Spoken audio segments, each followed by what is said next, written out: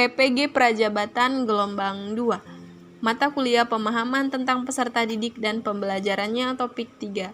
Profiling peserta didik.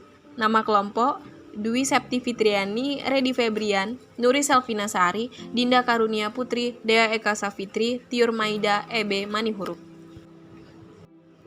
Apa yang dimaksud dengan profiling peserta didik? Menurut Kamus Bahasa Indonesia, profiling artinya profil atau pemrofilan. Sedangkan menurut Kamus Bahasa Inggris, profiling adalah menggambar dari suatu sisi. Dalam hal ini, profiling peserta didik artinya ialah profil dari para peserta didik, terkhususnya di kelas 11 IIS 2 SMA Negeri 4 Padang.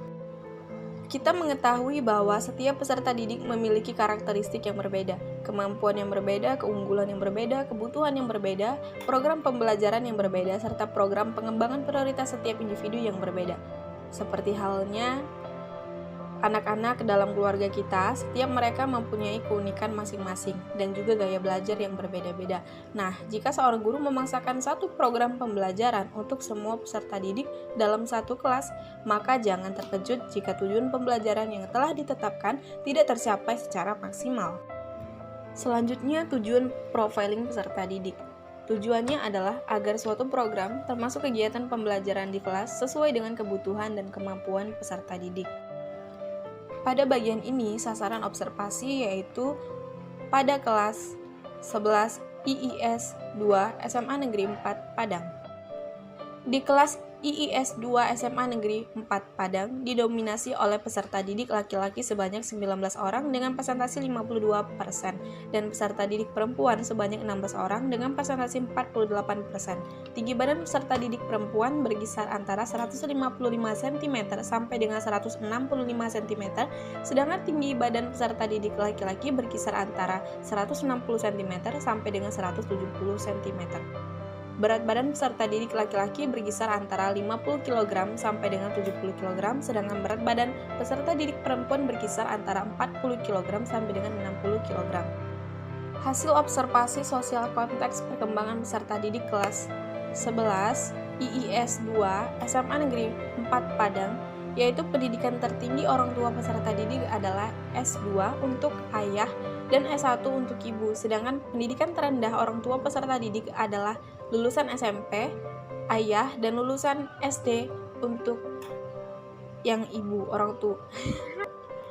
Profesi orang tua peserta didik kelas 11 IIS 2 SMA Negeri 4 Padang cukup bervariasi.